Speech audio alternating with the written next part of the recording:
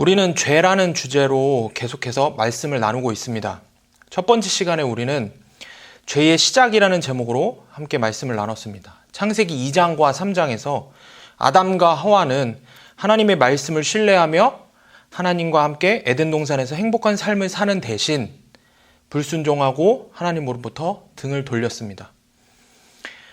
하나님 없이도 행복하게 살 수 있다고 생각한 것입니다. 그리고 이것이 바로 죄의 시작이 되었습니다. 로마서 1장 28절에서 마음에 하나님 두기를 싫어하는 것이 죄라고 말씀을 하고 있습니다. 아담과 하와로부터 시작해서 우리는 마음에 하나님 두기를 싫어하였습니다. 마음에서 하나님을 몰아내고 내 자신이 주인이 되어서 하나님 없이도 행복하게 살 수 있다고 그렇게 죄된 삶을 스스로 선택하며 살아왔습니다. 전사님이 지금 이렇게 이야기했습니다. 죄된 삶을 우리 스스로 선택하며 살아왔습니다. 여러분들은 이 말에 동의하십니까? 오늘 설교의 제목은 죄 선택입니다. 여러분들은 왜 우리가 죄를 짓는다고 생각하십니까? 죄가 우리의 선택이라고 생각해 본 적이 있습니까? 우리가 스스로 선택해서 죄를 짓는다고 생각합니까? 여기서 우리가 주목해야 하는 말은 선택입니다. 죄는 정말 우리가 선택한 것일까요? 오늘 우리는 성경에 나오는 한 이야기 속으로 가보려고 합니다. 그 이야기는 우리가 잘 알고 있는 창세기 4장의 가인과 아벨에 대한 이야기입니다. 일반적으로 가인과 아벨의 이야기는 인간의 첫 살인 또는 하나님이 받으시는 예배라는 주제로 읽혀집니다. 그런데 오늘 우리는 선택이라는 주제로 이 이야기를 함께 읽어보려고 합니다. 이 이야기에는 전혀 다른 두 가지 선택이 등장을 합니다. 바로 하나님의 선택과 인간의 선택입니다. 오늘 창세기 4장의 말씀을 통해서 하나님의 선택은 무엇이고 인간의 선택은 무엇인지에 대해서 함께 살펴보기를 원합니다. 말씀을 먼저 살펴보면 가인과 아벨은 모두 똑같이 하나님께 제사를 드렸습니다. 그런데 하나님께서는 가인의 제사보다 아벨의 제사를 기뻐 받으셨습니다. 그런데 문제는 가인의 마음이었습니다. 하나님께서 동생 아벨의 제사만 기뻐 받으시자 가인의 마음 속에는 악한 마음이 생기기 시작했습니다. 가인은 자신의 재물이 하나님께 거절당한 것을 알았을 때 얼굴빛이 달라지며 마음속에서부터 화가 치밀어 오르는 것을 느꼈습니다. 그런데 여기서 우리는 가인을 향한 하나님의 선택을 보게 됩니다. 하나님은 가인이 죄를 범하기 이전에 먼저 은혜를 베푸셨습니다. 하나님은 가인이 죄를 짓기 전에 미리 가인에게 경고하시며 가인을 말리셨다는 것입니다. 하나님은 가인이 죄의 유혹에서 벗어날 수 있도록 탈출구를 먼저 마련해 주셨던 것입니다. 5절과 6절, 7절 말씀을 보면 가인과 그가 바친 제물은 반기지 않으셨다. 그래서 가인은 몹시 화가 나서 얼굴빛이 달라졌다. 주님께서 가인에게 말씀하셨다. 어찌하여 내가 화를 내느냐? 얼굴빛이 달라지는 까닭이 무엇이냐? 내가 올바른 일을 하였다면 어찌하여 얼굴빛이 달라지느냐? 내가 올바르지 못한 일을 하였으니 죄가 너의 문에 도사리고 앉아서 너를 지배하려고 한다. 너는 그 죄를 잘 다스려야 한다. 5절 말씀에서 가인은 자신이 바친 제물을 하나님께서 반기지 않으시자 몹시 화가 나서 얼굴빛이 달라졌다고 기록하고 있습니다. 그래서 하나님께서 가인에게 말씀하셨습니다. 7절 말씀에서 너는 그 죄를 잘 다스려야 한다 라고 말씀하십니다. 사랑하는 우리 학생들, 7절 말씀에 담긴 하나님의 마음을 깨닫기를 원합니다. 하나님께서는 가인의 마음을 보시고 그가 동생을 죽일 것을, 죄를 지을 것을 알고 계셨습니다. 그래서 가인에게 먼저 다가오셔서 말씀하신 것입니다. 너는 그 죄를 다스려라. 하나님께서 가인에게 왜 이렇게 말씀하셨을까요? 그것은 가인을 사랑하셨기 때문입니다. 로마서 6장 23절에 보면은 죄의 삭은 사망이요라고 말씀하고 있습니다. 죄의 결과는 죽음입니다. 죄를 짓게 되면 목숨으로 죽음을 통해서 그 값을 치러야 한다는 것입니다. 이것은 하나님께서 정하신 법입니다. 그런데 오늘 말씀에서 하나님께서는 가인을 사랑하셨습니다. 그런 하나님의 눈에 당신이 사랑하시는 가인이 죄를 지으려고 하는 것이 뻔히 보였던 것입니다. 하나님은 가인이 죄를 지어 사망에 이르는 것을 원치 않으셨습니다. 그래서 가인에게 하나님께서 말씀하십니다. 가인아, 너는 너의 마음속에 있는 그 죄를 잘 다스려야 한다. 그런데 전우사님이 이 말씀을 준비하면서 가인을 향한, 죄인을 향한, 죄인된 나를 향한 하나님의 마음을 깨닫게 되었습니다. 전사님에게는 이 말씀이 어떻게 들렸는지 아십니까? 사랑하는 내 아들아, 너의 마음속에 그 죄를 다스려야 한다. 사랑하는 내 아들아, 내가 그 죄를 지으면 너는 죽게 된다. 사랑하는 내 아들아, 나는 너를 잃고 싶지 않다. 제발 그 죄를 짓지 말아라.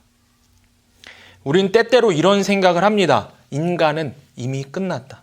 나는 끝났다.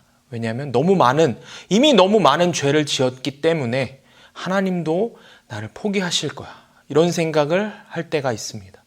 그러나 그렇지 않습니다. 하나님은 그런 분이 아니십니다. 하나님은 우리의 죄에 무관심하지 않으십니다. 왜냐하면 우리를 한없이 사랑하시기 때문입니다.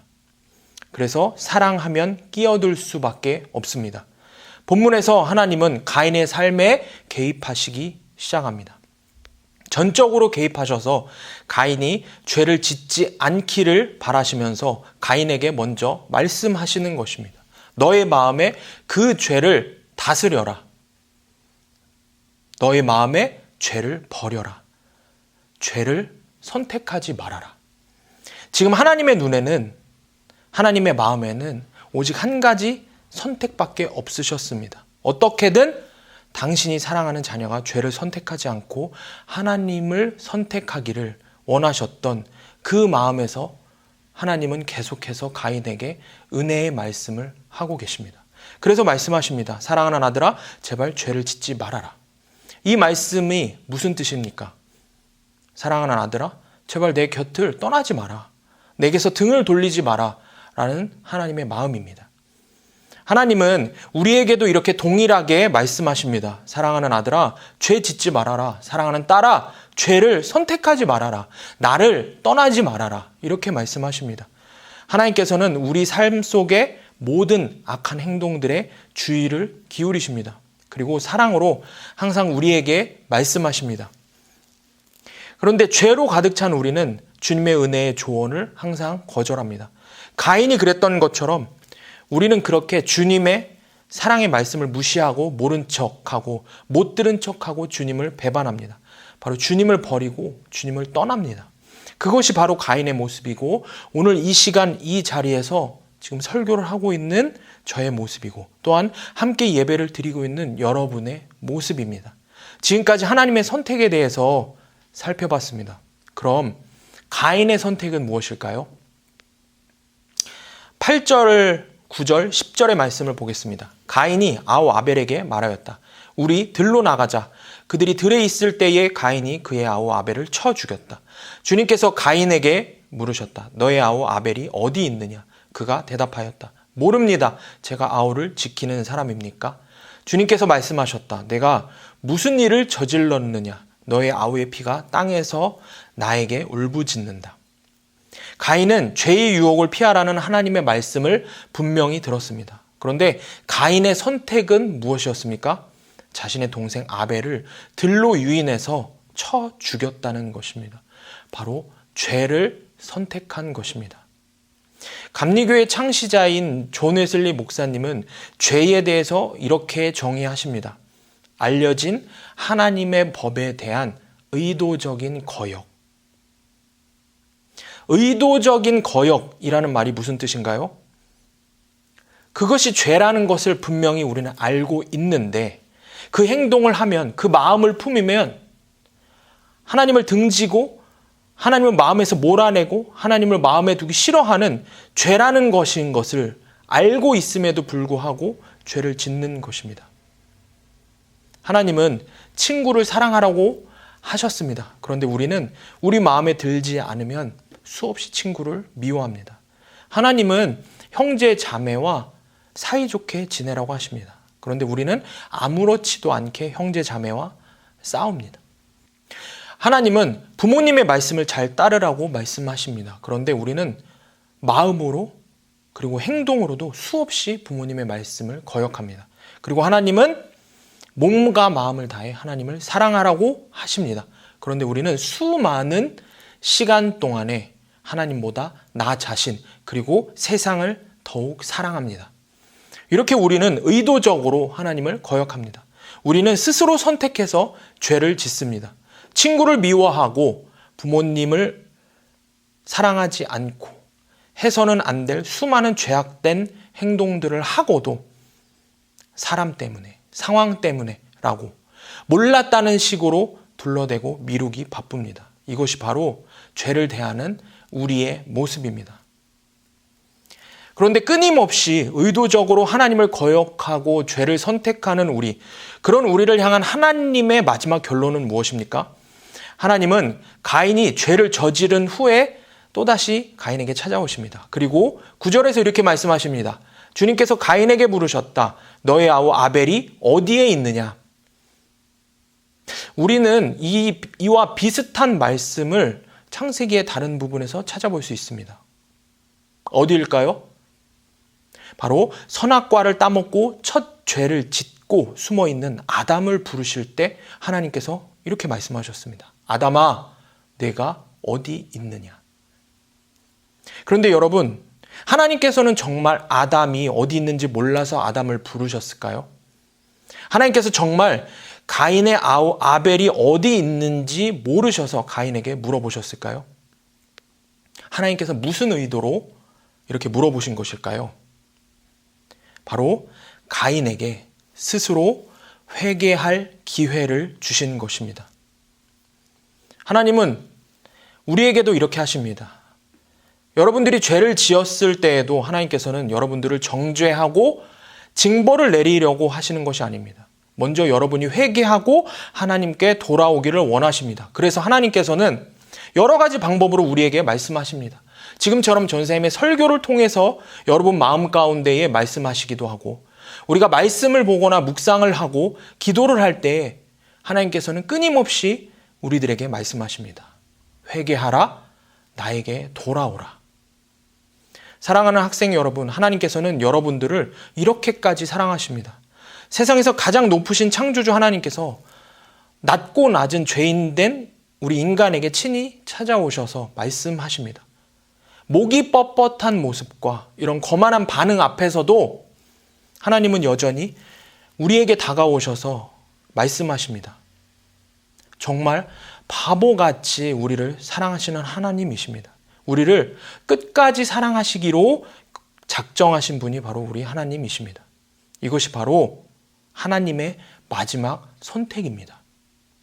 여러분은 이제 어떤 선택을 하시겠습니까? 가인과 같이 마음에 하나님 두기를 싫어하고 하나님의 뜻을 알고 있음에도 의도적으로 하나님을 거역하는 죄를 선택하시겠습니까? 바라기는 사랑하는 우리 수암교회 학생들이 하나님을 선택하기를 원합니다. 그리고 이렇게 고백하기를 원합니다. 주님, 잘못했습니다. 제가 스스로 선택해서 죄를 지었습니다. 주님의 뜻이 무엇인지 알면서도 나를 사랑하시는 주님을 외면하고 나 자신을 선택하고 세상을 선택했습니다. 그런데 주님, 이제는 정말 죄를 선택하고 싶지 않습니다. 죄를 끊고 죄를 미워하고 싶습니다. 그렇게 회개하고 돌이켜 주님께 돌아가고 싶습니다. 마음에 하나님 두기를 싫어하는 것이 아니라 마음에 하나님 두기를 즐거워하는 그런 삶을 살고 싶습니다. 저는 주님 없으면 살 수가 없습니다. 제겐 주님 한 분이면 충분합니다. 이 고백이 저와 여러분의 마지막 선택이 되기를 원합니다.